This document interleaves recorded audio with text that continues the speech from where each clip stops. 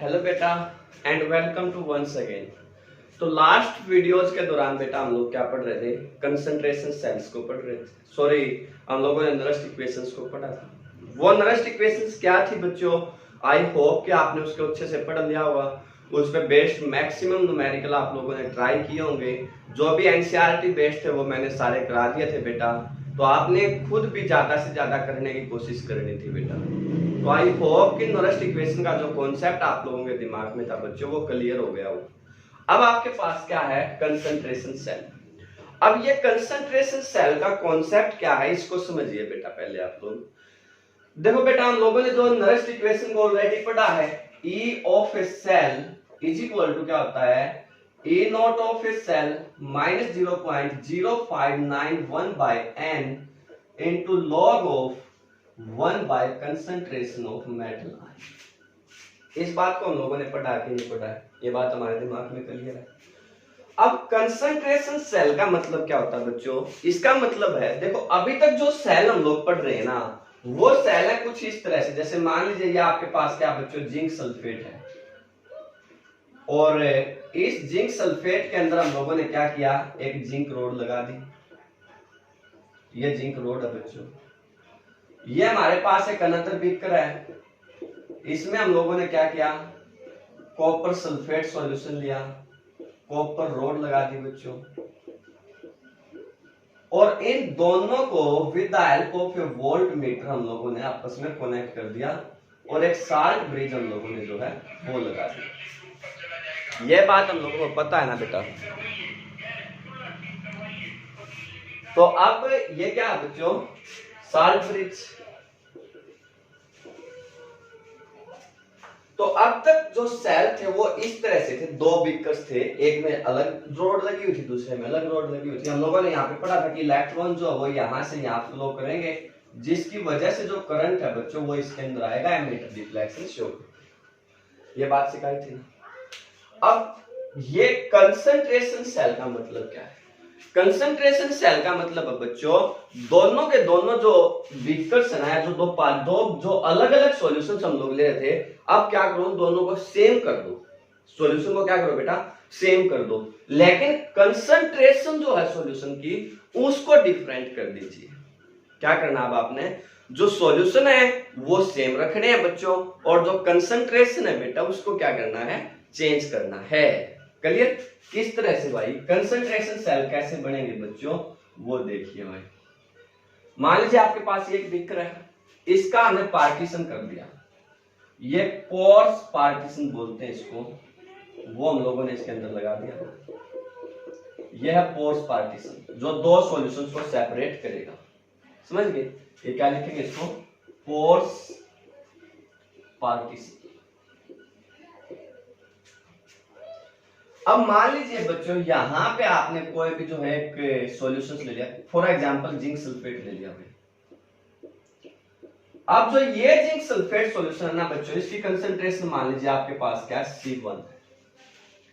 और इससे different concentrations का एक जिंक सल्फेट सॉल्यूशन, सपोज कर लीजिए बेटा आपने ये ले लिया। ये क्या है? जिंक सल्फेट सॉल्यूशन है of the concentration C2, suppose कर लीजिए। अब इसकी कंसंट्रेशन क्या है? C2। इसके अंदर भी हमने क्या किया बच्चों? एक जिंक रोड लगा दी। और इसके अंदर भी हम लोगों ने क्या किया बच्चों? एक जिंक रोड लगा दी। और इन दोनों रोड को एक वोल्ट मीटर की सहायता से आपस में जोड़ दिया। इस तरह से जो हमारे पास सेल बने बेटा उसको बोलते हैं कंसंट्रेशन सेल। बात समझ में आई? अब इस सेल को रिप्रेजेंट, देखो अगर ये सेल रिप्रेजेंट करना होता तो आप क्या लिखते हैं बेटा? Zinc into zinc ion, salt bridge, copper ion to copper. यही तरीका सिखा रहा ना बच्चों। Left beaker, salt bridge, right beaker. अब इसको कैसे लिखेंगे? सेम तरीके से इसके लिखिए बेटा। क्या लिखोगे इसको? Zinc into zinc ion, but यहाँ पे कंसंट्रेशन मेंशन कर दीजिए ऑफ C1। फिर salt bridge, concentration of zinc ion of C2 and zinc. This is the way to represent a concentration cell. क्या है कंसंट्रेशन सेल बच्चों, ये बात समझ में आई पक्का। कंसंट्रेशन सेल का मतलब हो गया बच्चों ऐसा सेल जिसमें सेम इलेक्ट्रोलाइट हम लोगों ने लिए हुए होंगे, बट जो कंसंट्रेशन है सॉल्यूशंस की इलेक्ट्रोलाइट की वो क्या होगी, डिफरेंट होगी बेटा। तो उसको हम लोग क्या बोलेंगे, कंसंट्रेशन सेल बोलेंगे। बात समझ में आई कि नहीं पक्का। अब उसने कहा कि इस कंसंट्रेशन सेल के लिए नरेस्ट इक्वेशन लिखिए, right the Nernst equation for a concentration cell. अब देखो बच्चों हम लोगों को जो नरेस्ट इक्वेशन है वो लिखनी आती है जनरली एक सेल के लिए, और वो हमारे पास है ये। अब इसमें ई क्या, ई नोट जो होता है ना बेटा, वो E nought of a cell क्या होता है, E nought of the cathode minus E nought of the anode. अब अगर ये कंसंट्रेशन सेल है बच्चों तो कैथोड और एनोड दोनों क्या है, सेम है। ये भी जिंक है, ये भी जिंक है, तो इसका मतलब जिंक जो स्टैंडर्ड रिडक्शन पोटेंशियल है जिंक का, उसमें से standard reduction potential of zinc घटाएंगे बेटा तो वो क्या हो जाएगा, 0। बात समझ रहे हैं ना। तो इसका मतलब ये जो E nought of a cell है in case of concentration cell वो क्या होगी, 0 हो जाएगी। ये बात क्लियर होगी बेटा। अगर ये 0 होगी तो हम लोग क्या लिख सकते हैं कि जो ई ऑफ ए सेल है that's is equal to 0 minus 0.0591 by n into log of। अब मैंने आपको एक बात बताई थी बच्चों कि क्या होता है जो concentration of the product ion by में concentration of the reactant ion लिखते हैं लोग। जब दो अलग अलग आयन्स, क्योंकि इसमें इसकी कंसंट्रेशन अलग है इसकी अलग है, ये बात समझ रहे ना बेटा। तो concentration of the product ion by में concentration of the reactant ion लिखते हैं लोग। हम लोग ये मान के चलते हैं बच्चों कि C1 जो है वो ग्रेटर देन है C2 से। अब अगर जब C1 C2 से ग्रेटर देन है तो इसका मतलब जो इलेक्ट्रॉन है बच्चों वो ऐसे फ्लो करेंगे, करंट इससे अपोजिट ऐसे करेगा। ये बात समझ में आ रही है। तो you can write the concentration of zinc ion C1 divide by concentration of C2। You can write, आपके पास क्या आएगा बच्चों 0, इसको तो कैन दिया होगा minus 0.0591 by n into log of C1 by C2। और अगर बेटा आप इसको रिवर्स कर देंगे तो आपको पता है माइनस साइन कैंसिल हो जाएगा। तो we can say that E of the cell is equal to 0.0591 by n log of C2 by C1। This is the electrode potential या standard electrode potential of the cell of a concentrated cell। किसी भी concentrated cell क्या होता है बच्चों, पहली बात ये समझ में आई पक्का सभी को। कैसे फाइंड आउट करेंगे ये बात, इसकी जो E ऑफ द सेल है वो कैसे फाइंड आउट करेंगे बच्चों, वो बात समझ में आई कि नहीं पक्का सभी को, अच्छे से कर लेंगे। इसके बाद नेक्स्ट आपके पास क्या होता है, इक्विलिब्रियम कांस्टेंट एंड जो है नरेस्ट इक्वेशन। इक्विलिब्रियम कांस्टेंट के लिए आप लोगों ने क्या करना, सोल्व करना। इसको समझिए, कॉन्सेप्ट को समझिएगा बेटा कि ये है क्या, किस तरह से आप लोग इसको सोल्व करेंगे। इक्विलिब्रियम कांस्टेंट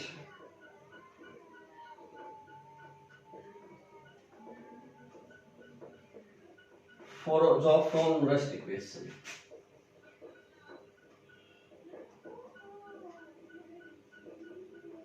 जो नरेस्ट इक्वेशन है बच्चों उसका यूज करके इक्विलिब्रियम कंसंट्रेशन कैसे फाइंड आउट। सपोज कर लीजिए बेटा आपके पास कोई भी एक आर्बिट्रेरी सेल है, जैसे मैंने अभी बनाया था, क्या है zinc ion salt bridge copper ion into में कॉपर। अब इस सेल की स्टोरी को सोचिए बच्चों, इस सेल को सोचो दिमाग में क्या था। मैं दोबारा से बना रहा हूं, आप लोग सोचते चलिएगा साथ में कि भाई ये हमारे पास जो जिंक सल्फेट था और ये हमारे पास क्या था, कॉपर सल्फेट था। ये इसके अंदर क्या थी, जिंक रोड। ये आपके पास इसमें क्या थी बच्चों, कॉपर रोड। इन दोनों को आप लोगों ने जो है with the help of A volt meter वो जोड़ा हुआ था। एक इसके अंदर साल्ट ब्रिज लगाई हुई थी। अब इस साल्ट ब्रिज के अंदर क्या थे, inert electrolyte like that of K2SO4। Suppose कर लीजिए आपके पास, ये बात समझिए। अब हुआ क्या था बच्चों, जो इलेक्ट्रॉन थे बेटा वो मूव किए थे जिंक रोड से कॉपर रोड की तरफ, और जो इलेक्ट्रो करंट था वो इस तरह से मूव किया था। अब हमने आपको क्या बताया था बच्चों जब ये सेल समझाया कि भाई कुछ समय के बाद हमारे पास क्या होगा, जो कॉपर मेटल है वो तो डिपॉजिट हो जाएगी एट द कैथोड, जो कॉपर मेटल वो क्या करेगी एट द कैथोड डिपॉजिट हो जाएगी, और जो जिंक रोड है बेटा वो जिंक रोड आपके पास क्या होगी, धीरे धीरे जो है वीक हो जाएगी। हमने कहा था कि इसमें से इलेक्ट्रॉन गए हैं, इस बात को सोचिएगा बेटा दिमाग से जो मैं बोल रहा हूं। हम लोग कह रहे थे इसमें से इलेक्ट्रॉन गए हैं, इलेक्ट्रॉन जाने का मतलब क्या हुआ बेटा कि यहाँ पे नेगेटिव चार्ज कम हो रहा है। हमने कहा था कि नेगेटिव चार्ज को बैलेंस करने के लिए इस K2SO4 में से SO4 नेगेटिव आयन आएंगे, ये बात आपको समझ में आ रही है। अब अगर ये SO2 नेगेटिव, इस नेगेटिव को बैलेंस करने के लिए SO2 नेगेटिव आएंगे, इसका मतलब क्या बच्चों कि इस को जो है जिंक सल्फेट के अंदर सल्फेट आयन की कंसंट्रेशन इंक्रीज करेगी। इसका मतलब क्या हुआ कि जो सल्फेट आयन है बच्चों उनकी कंसंट्रेशन क्या करेगी, इंक्रीज करेगी। इस बात का हमें पता था बच्चों कि जो E0 है ऑफ द कैथोड, या कॉपर के लिए भी देखें हम लोग तो वो हमारे पास क्या है 0.34 volt, and E0 of zinc जो हमारे पास होता है बच्चों वो होता है -0.76 वोल्ट। हमें इस बात का पता चल गया बेटा कि अगर कंसंट्रेशन इंक्रीज करेगी तो इलेक्ट्रोड पोटेंशियल चेंज होगा, इंक्रीज करेगा।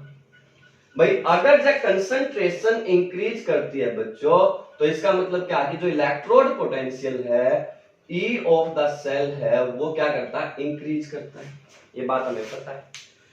अब यहां पे इस बात को सोचो बच्चों, दिमाग से सोचते चलो कि अगर इस सॉल्यूशन के अंदर सल्फेट आयन की कंसंट्रेशन इंक्रीज करेगी बेटा, अगर क्या होगा सल्फेट आयन की कंसंट्रेशन इस सॉल्यूशन के अंदर इंक्रीज करेगी तो इसका मतलब इसका इलेक्ट्रोड पोटेंशियल इंक्रीज करेगा कि नहीं करेगा। और ये जो इलेक्ट्रोड पोटेंशियल था बच्चों वो इंक्रीज करके किसी कंडीशन के ऊपर क्या होगा, कॉपर के बराबर हो जाएगा। वो electrode potential of the zinc road किसके इक्वल बन जाएगा बेटा, कॉपर रोड के इक्वल आ जाएगा। और जहां पर भी वो इक्वल हो जाएंगे उसको हम लोग क्या बोलेंगे, इक्विलिब्रियम। उसको क्या बोलेंगे बच्चों, इक्विलिब्रियम। बात समझ में आई कि नहीं आई, कॉन्सेप्ट समझ में आया बच्चों की इक्विलिब्रियम कांस्टेंट का मतलब क्या है, ये बात क्लियर है। आप लोग इसको एक ग्राफ की सहायता से भी समझ सकते हैं। भाई आप लोग क्या करिए, एक जो ग्राफ ड्रा करिए, जो भी electrode potential and process of reaction है, इस डायरेक्शन में क्या है E of the cell, and इस दिशा में क्या process of the reaction means जो टाइम है जिसके अनुसार वो चल रही है।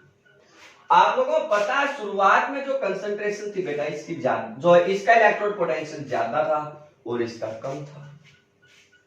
अब जैसे ही कंसंट्रेशन जो है इस सॉल्यूशन की बढ़नी स्टार्ट होगी, इसकी गिरती जाएगी, तो आपके पास ही क्या आएगा, कुछ इस तरह की सिचुएशन आ जाएगी। तो जहां पे ये स्टैंडर्ड इलेक्ट्रोड पोटेंशियल दोनों का सेम हो जाएगा बच्चों, वो पॉइंट क्या कहलाता है, इक्विलिब्रियम्स। वो क्या कहलाता है बेटा, इक्विलिब्रियम्स। क्या बोलेंगे इसको, इक्विलिब्रियम्स पॉइंट। आई बात समझ में कि नहीं आई, जो इक्विलिब्रियम्स पॉइंट है उस इक्विलिब्रियम पॉइंट्स का मतलब क्या है, ये बात क्लियर हो रही है दिमाग में बेटा अच्छे से। अब नेक्स्ट वो आपसे कहेगा कि हमने तो इसमें क्या करना था बच्चों, नर्स्ट इक्वेशन को भी लिखना था। अब उसको इक्विलिब्रियम कांस्टेंट को कैसे लिखेंगे वो आप लोगों को ऑलरेडी पता है। क्या लिखेंगे, जो concentration of the zinc ion divide by concentration of copper ions, तो वो जब इक्विलिब्रियम्स पे आपके पास आ जाएगी तो यू कैन राइट जो इक्विलिब्रियम कांस्टेंट है, सपोज कर लीजिए बेटा वो है Kc। Kc क्या है बच्चों, इक्विलिब्रियम कांस्टेंट है, तो वो किसके बराबर आएगा बेटा, concentration of zinc ion at equilibrium divide by में concentration of copper ion at equilibrium. दोनों ही कंसंट्रेशन ले लीजिएगा बच्चों। अब मुझे एक बात बताइए, अब दोबारा से नरेस्ट इक्वेशन को दिमाग में लेके आओ बच्चों।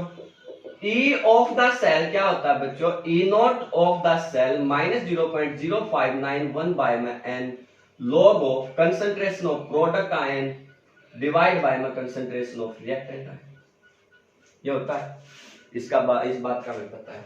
अब मुझे ये बताइए, इक्विलिब्रियम पॉइंट के ऊपर जो E ऑफ द सेल है वो तो सेम ही होगा दोनों, ये बात समझ रहे हैं ना। बस जो भी रिएक्टेंट वाला था या प्रोडक्ट वाला था उनका इक्विलिब्रियम पॉइंट आएगा तो उस पॉइंट के ऊपर जो E ऑफ द सेल है बच्चों वो जीरो होएगा कि नहीं होएगा, ये बात समझ रहे हो पक्का ना, क्योंकि दोनों ही कंसंट्रेशन क्या आ रही है, सेम आ रही है उस पॉइंट के ऊपर।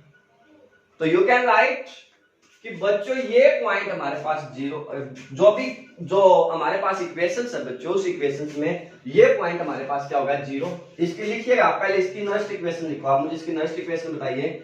E of the cell is equal to E nought of the cell minus 0.0591 by n into log of क्या आएगा बच्चों, concentration of zinc ion, concentration of zinc ion divide by concentration of copper ion.